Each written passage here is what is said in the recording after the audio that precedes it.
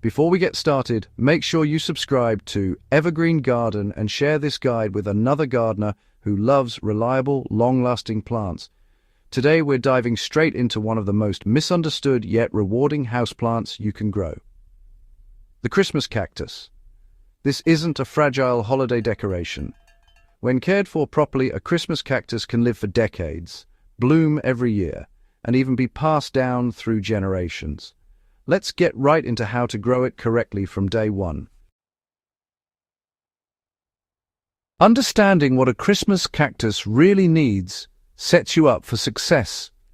Unlike desert cacti, the Christmas cactus comes from tropical forests, where it grows attached to tree branches and rocks under filtered light. That means it wants moisture, airflow, and indirect light rather than dry soil and harsh sun. Many beginners fail simply because they treat it like a desert cactus. Once you understand its natural habitat, everything else about care starts to make sense. Choosing the right soil mix determines whether your plant thrives or struggles. A Christmas cactus needs soil that drains quickly but still holds enough moisture to stay slightly damp. A reliable mix is 2 parts quality potting soil, 1 part coarse sand or perlite, and 1 part fine orchid bark or coconut husk chips. This ratio mimics the loose, airy conditions of tree crevices where the plant naturally grows. If you squeeze the soil and it stays soggy, it's too heavy.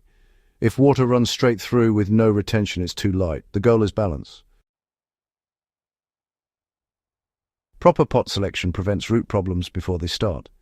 Christmas cacti prefer to be slightly root-bound, so never oversize the pot. Choose a container that is only 2 to 3 centimeters wider than the root ball and always ensure it has drainage holes. A shallow pot works better than a deep one because the roots spread rather than dive downward. Repotting should only be done every 2 to 3 years or when roots begin circling the pot heavily. Light placement plays a major role in flowering and growth. Place your Christmas cactus where it receives bright indirect light for at least 6 hours a day. An east-facing window is ideal, while a south-facing window should be filtered with a sheer curtain. Too little light leads to weak growth and no blooms, while direct midday sun can cause reddish or yellowing segments. If you see pale, limp growth, increase light gradually. If segments turn deep red, reduce sun exposure. Watering correctly is the most important skill to master. Water only when the top 3 centimeters of soil feel dry to the touch. When you water, do it thoroughly until excess drains from the bottom, then empty the saucer immediately. During active growth in spring and summer, this may mean watering every 7 to 10 days, depending on temperature.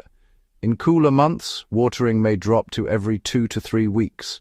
Overwatering leads to root rot, while underwatering causes shriveled, limp segments.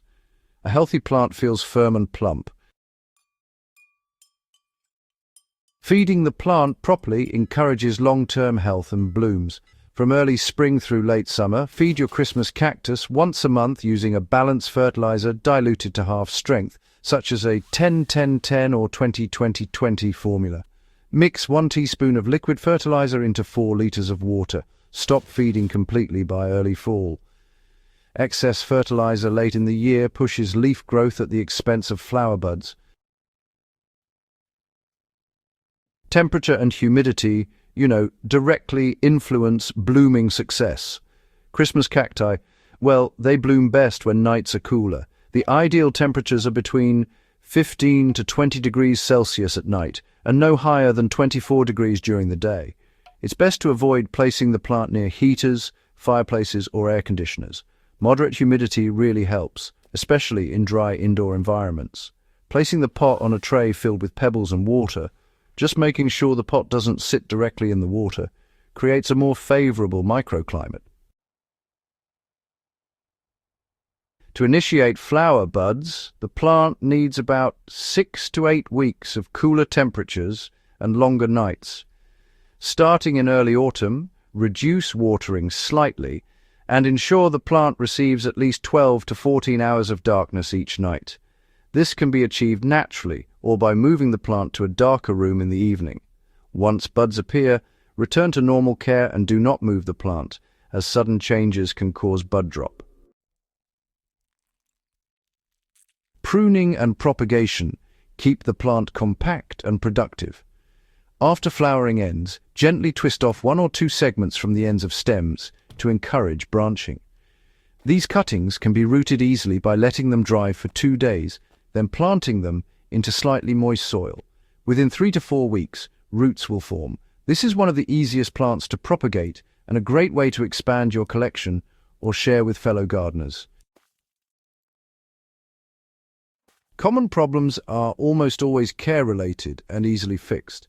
Wrinkled segments usually mean underwatering, while mushy stems indicate rot from excess moisture. Bud drop is often caused by temperature swings, drafts, or moving the plant during bud formation. Adjust conditions calmly rather than making sudden changes, and the plant usually recovers. A well-cared-for Christmas cactus rewards patience with stunning, reliable blooms year after year.